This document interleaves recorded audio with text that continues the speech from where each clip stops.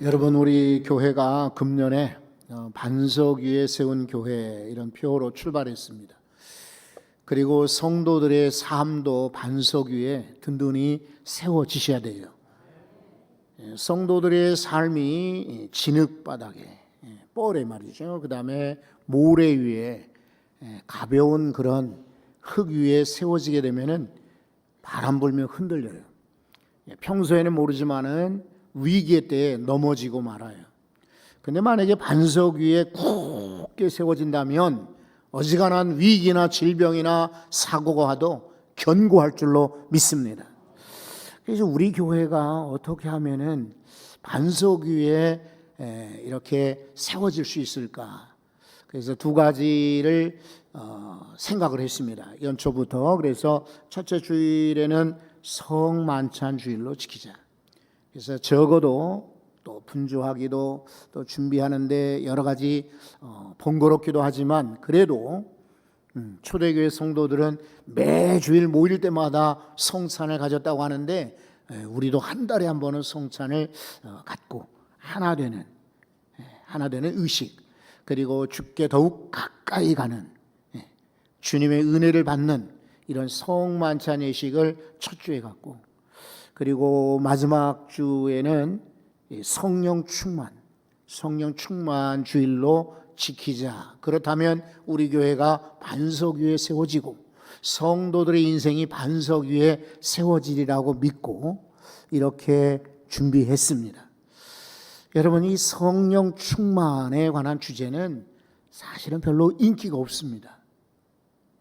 실용적이지 않아 보여요.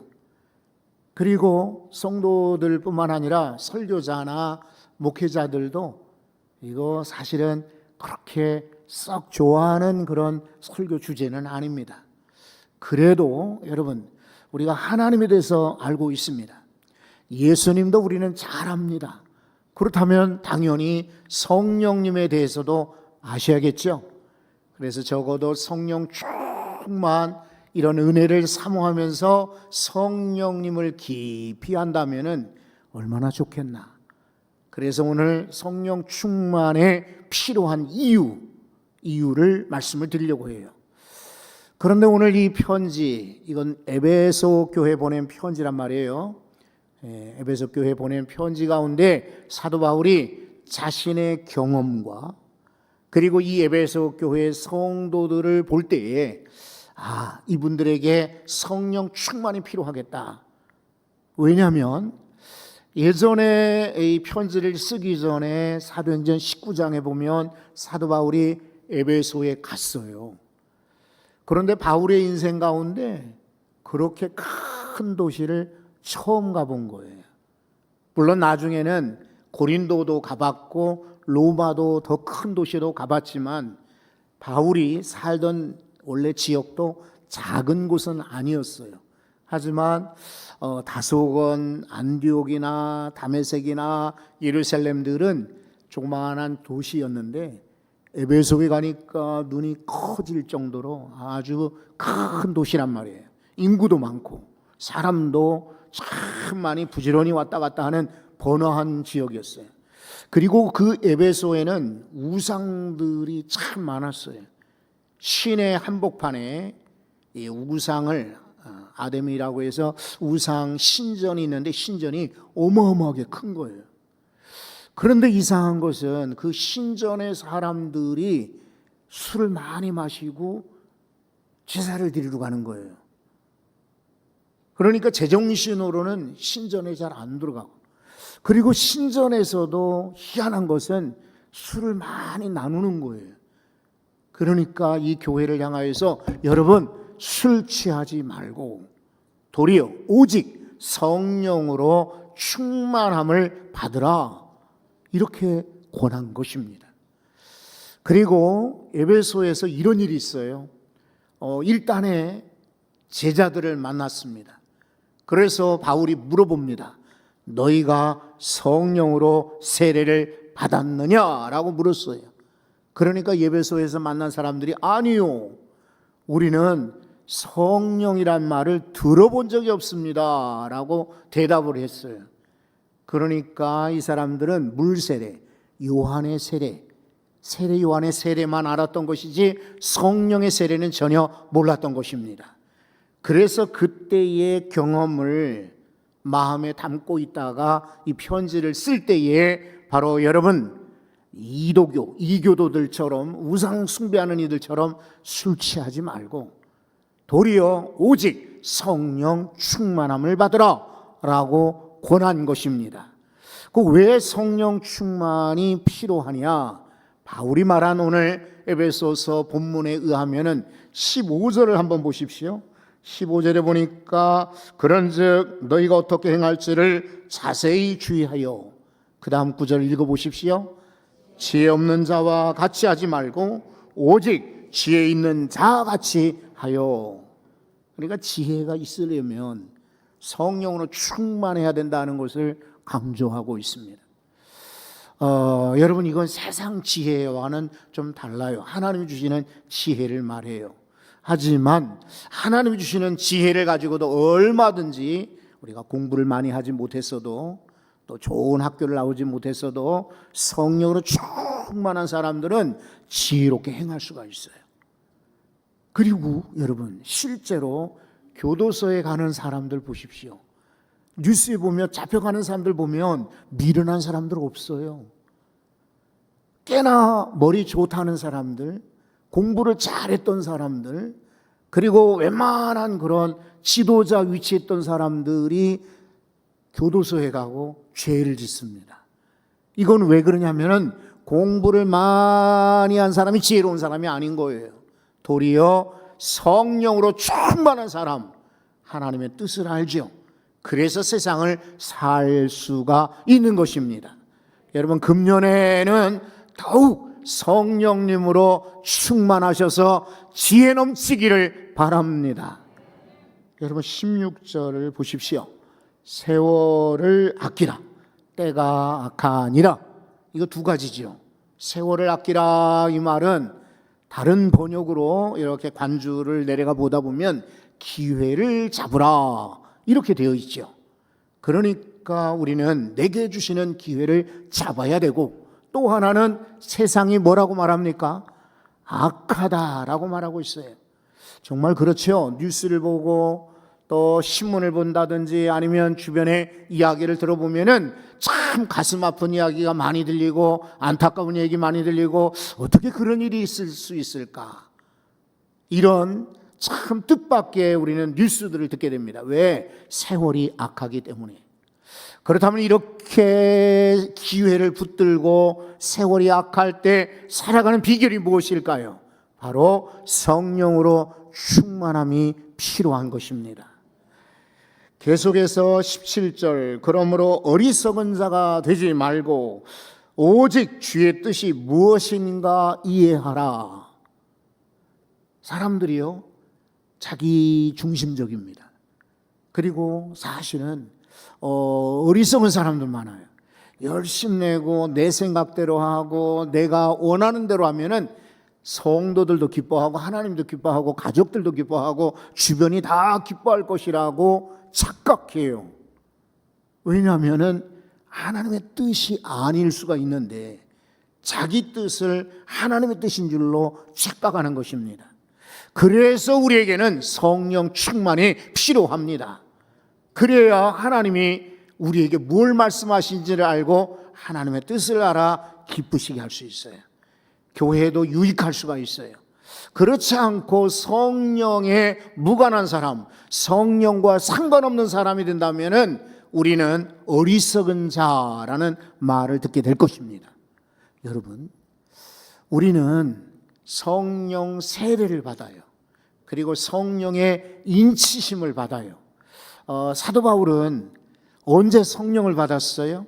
이 사람 예수님 만나고 눈이 보이지 않아서 이 다메섹의 어떤 집에, 유다라고 하는 사람 집에 있었는데 그때 아나니아라고 하는 제자가 찾아왔거든요. 와서 안수하여 기도할 때 그에게 눈이 떠졌어요. 그리고 성령이 그에게 임하였단 말이에요. 이때에 그는 성령의 인치심, 성령의 세례를 받은 것입니다. 사랑하는 성도들, 여러분들도 신앙생활하면서 성령 세례를 받으신 줄 압니다. 부흥했대건 기도했대건 말씀을 들을 때건 그리고 하나님 앞에 찬양할 때에 하나님의 영이 여러분 가운데 임하는 성령 세례들을 경험하셨을 줄 알아요. 그런데 그것은 일회적이지만 그 성령 세례가 오래 가지는 않아요. 성령에 인쳤다라고 해서 그것이 계속 유효기간이 오래 가지는 않아요. 성령 충만을 받아야 됩니다. 여러분 아마 자동차들을 운전을 다들 해보셨을 거예요. 그러면 내게 아무리 비싼 차가 있고 좋은 차가 있다 할지라도 기름이 떨어지면은 이거 움직일 수가 없어요. 그러니까 내가 아무리 바빠도 게이지가 저 바닥에 있다 그러면 주유소를 찾고 기름을 가득 채워야 우리는 갈 길을 갈 수가 있어요. 성도들도 마찬가지예요. 처음 성령의 세례받았다, 인치심 받았다 해서 그것이 계속 우리 생활을 보장해 주지는 않아요. 언젠가는 멈춰 서게 될 것입니다. 그래서 가득 성령 충만을 받으셔야 돼요. 왜 또 성령 충만이 필요한가? 19절 말씀 보면 시와 찬송과 신령한 노래들로 서로 화답하며 그리고 너희의 마음으로 주께 노래하며 찬송한다라고 말하지요. 화답한다. 저 사람이 노래하고 나도 감사. 아멘. 저 사람 말씀 전할 때 나도 감동과 아멘. 이게 화답이에요. 화답. 손바닥 이렇게 마주치면 소리 나듯이 노래할 때 서로 화답. 감사하다. 은혜가 된다. 참. 여러분 오늘 찬양대에서 찬양할 때 여러분의 마음에도 기쁨이 있고 은혜가 있고 감동이 있던가요? 그렇다면 화답이에요. 화답. 그러나 성령 충만하지 못한 사람은요 그냥 노래가 노래인가 보다, 그냥 찬양이 찬양인가 보다 이렇게 들을 수밖에 없어요. 우리 김석균 목사님이 금요일날 저녁에 오셔서 찬양을 하는데 찬양이 은혜가 되었어요. 그리고 이렇게 요만한 USB에 노래를 많이 담아가지고 그리고 판매를 한단 말이죠. 그래서 저도 5개를 샀어요. 5개를 사가지고 친구들에게 하나씩 이렇게 나눠주고 그리고 제 차에도 하나 꽂았어요. 꽂았는데 여러분 어느 날 시동을 거는 순간 찬양이 나오더라고요. 찬양이 나오는데 갑자기 머리서부터 발끝까지 쫙 전기에 감전된 듯한 그런 은혜가 임했어요. 그래서 나도 모르게 나 혼자 운전하면서도 감사하다. 오늘 뭐 똑같은 날입니다. 똑같이 저는 교회 출근하고 똑같이 예전대로 생활하는데 그날 아침에는 굉장히 마음에 기쁨이 생기더라고요. 이게 화답입니다. 성령으로 충만할 때 우리는 화답할 수 있고 즐거운 마음으로 시와 찬미와 노래를 부를 수가 있는 것입니다. 20절에도 소개해드리죠. 20절에 범사의 우리 주 예수 그리스도의 이름으로 항상 아버지 하나님께 감사하며 하나님께 감사할 수 있는 것은요 이거 버릇, 습관, 훈련이 아닙니다. 뭐 그냥 시켜서는 할 수 있고 그냥 의리적으로 할 수도 있고 아니면 옆에 누군가 있기 때문에 체면치레로 감사할 수 있어요. 그러나 여기 정말 주 예수 그리스도의 이름으로 하나님께 감사할 수 있는 인생을 산다는 것은 성령으로 충만할 때 가능합니다. 여러분 인생 가운데 하나님의 영으로 가득 채워지시고 살면서 감사가 넘쳐나기를 바랍니다.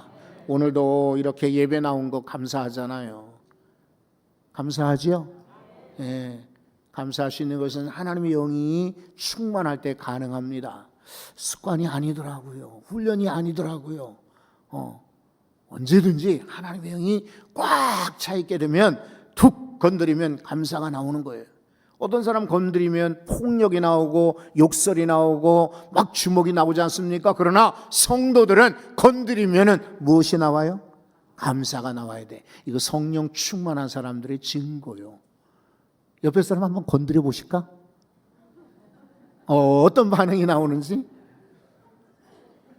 뭐라고 그래요? 감사하다고 그래요? 미친 사람이지. 아니라 우리는 그런 얘기가 아니라 어떤 상황에서도 힘들고 어려워도 감사할 수 있는 사람은 성령 충만한 사람.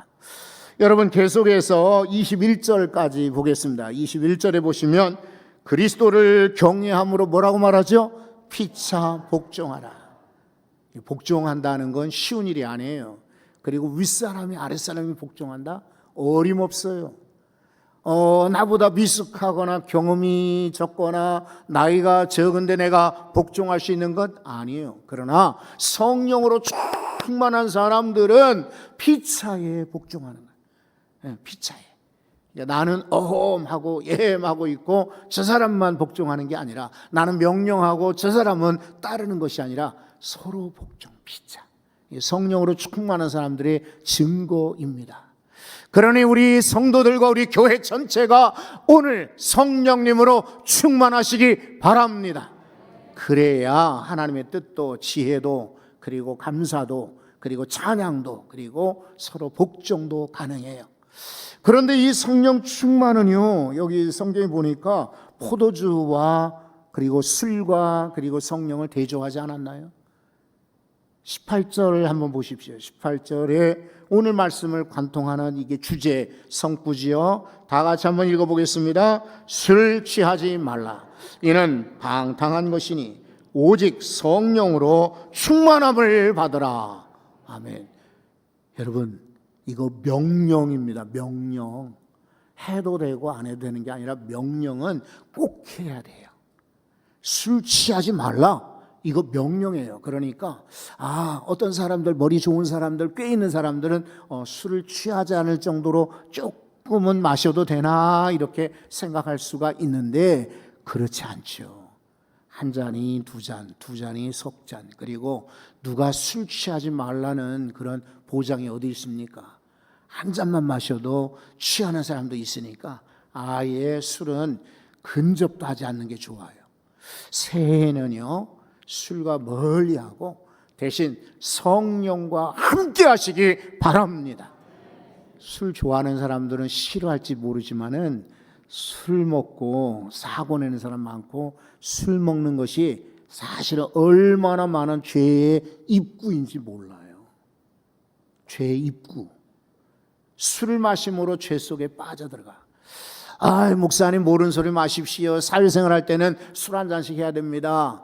여러분, 그렇지 않아요. 안 먹어도 얼마든지 사회생활 성공하고 잘 될 수가 있어요. 그러니 오늘 말씀과 같이 명령으로 하시고 술 취하지 말라. 그 대신 오직 성령으로 충만함을 받으라. 여러분, 성령으로 충만함 받으라. 이 메시지 성경에는 아주 실감나게 번역을 해놨어요. 과음하지 마십시오. 과음은 여러분의 삶을 저속하게 만들 것입니다. 하나님의 영을 들이마십시오. 벌컥벌컥 들이키십시오. 와, 참 번역 잘해놨죠? 네, 술을 과음하지 말래요. 왜냐하면 우리 인생을 저속하게 만든답니다. 하나밖에 없는 인생이고 정말 귀하게 여러분 우리를 이 땅에 나게 하셨는데 어떻게 우리가 인생을 저속하게 살겠습니까?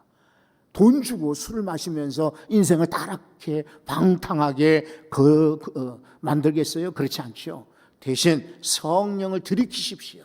성령을 들이마십시오. 성령을 벌컥벌컥 들이키시기 바랍니다. 우리에게 권면하셨어요. 명령입니다. 명령. 또 하나, 이 성령을 받아라 이 말은요, 성령 충만은 수동형으로 적혀 있어요. 수동태야.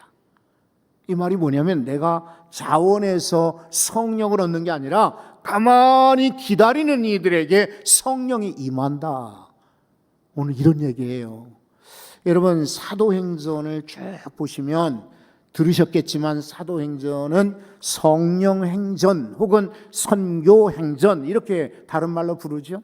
사도들의 행전은 성령의 행전이었다. 사도들의 행전은 선교의 행전이었다라고 이렇게 언급을 많이 하는데, 여러분 사도행전 1장 8절에 뭐라고 말합니까? 오직 성령이 너에게 임하시면 너희가 권능을 받고 예루살렘과 유대와 사마리아 온 땅에 이르러 내 증인이 되리라. 성령이 임할 때에 증인되고 권능을 얻는 것입니다. 그래서 사도들은 그 성령, 약속하신 성령을 기다렸어요. 기다렸더니 오순절날이 이름에 성령이 갑자기 그들에게 임하였습니다. 갖가지 말로 방언을 하죠. 능력을 입죠. 그리고 권능을 입었습니다. 성령 받고 나서 그 다음에 성전에 올라가는데 예전과 달라집니다. 무엇이 달라졌을까요? 성전이 굉장히 짧아졌나?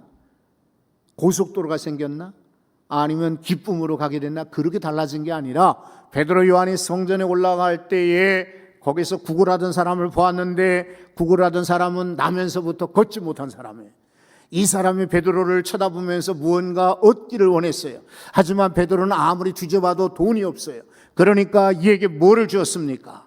내가 은과 금은 없거니와 오직 내게 있는 것을 너에게 주노니 나사렛 예수의 이름으로 일어나 걸으라. 그때에 이 사람은 벌떡 일어나 걷지 않았습니까? 여러분, 그것입니다. 성령 받고 나서 이렇게 놀라운 기적도 체험하게 된 것이에요. 그러니 성령님은 내가 원해서가 아니라 내가 돈 주고 사는 것이 아니죠. 사도행전 8장에 보면 빌립 사도가 사마리아에 가서 막 복음을 전할 때 성령을 이렇게 성령이 임하셨단 말이에요. 베드로와 사도들이 그것을 알고 사마리아 가까우니까 소문 듣고 가봤어요. 이방 동네 사마리아도 이렇게 성령님으로 충만하고 복음을 믿는 이들이 많구나, 이렇게 생각되어 사도들이 안수하여 기도했어요. 안수하여 기도하니까 이때에 많은 사람들이 성령 충만을 경험하게 됩니다. 그러니까 시몬이라는 어떤 사람이, 어떤 마술하던 사람인데, 이 사람이 그걸 보니까 야, 나도 저거 받으면은 사람들이 굉장히 나를 좋아하겠구나, 이런 마음이 들었어요. 그래 베드로와 사도를 향하여서 요청합니다. 제가 돈을 드릴 테니까 성령을 저에게도 주십시오. 깜짝 놀랐죠. 베드로가 여보시오, 이 성령을 돈으로 사는 줄 아십니까? 창피만 당하고 쫓겨났어요. 성령은요, 우리가 노력한다고 받는 것이 아니에요. 기다리고 기도하고 기대하는 이들에게는 성령이 오는 것입니다. 수동령이야, 수동령. 여러분, 이 성령은요 현재형이에요. 어떤 이는 옛날에 성령 받았다라고 옛날 이야기를 많이 하세요. 나는 우산이 기도원에 가서 성령 받았어요. 나는 흰돌산 기도, 나는 뭐 어디 금요일 날 기도할 때, 나는 어디 찬양 집회에서, 나는 어디 선교 갔다 와서, 어떤 때 나는 부흥회 때 성령 받았어요 라고 이야기하는 분들 저는 많이 봤어요. 그러나 여러분, 예전의 성령 충만이 아니라 오늘 성령 충만함을 받아야 됩니다. 이 편지를 쓸 때 예배소 교회뿐만 아니라 주변의 많은 교회들도 이 편지를 읽었겠죠. 읽었을 때 그 중에는 성령 충만을 경험하거나 아마 예전에 성령 충만을 경험했던 이들이 꽤 되었을 겁니다. 그런데 사도 바울은 구분하지 않습니다. 예전에 성령 충만 받은 이들은 놔두고, 예전에 우리 코로나 백신 맞듯이 예전에 백신 맞은 사람들은 괜찮고, 아직 맞지 않은 사람들은 백신 주사를 맞듯이, 또 혹은 이렇게 독감 예방주사 맞은 이들은 이제 괜찮고, 맞지 않은 사람들은 맞으시오, 이게 아닌 거예요. 현재형입니다. 현재형. 오늘도 성령 충만함을 받으라. 성령 세례와 성령의 인치심은 일회지만 성령 충만은 늘 항상 있는 것입니다. 그러니 여러분, 유효기간이 지나갔어요. 옛날에 나는 10대, 20대 때, 청년의 때에 한참 불탈 때에 성령 받았다라고 자만하지 마시고 오늘 다시 한번 성령으로 충만하시기 바랍니다.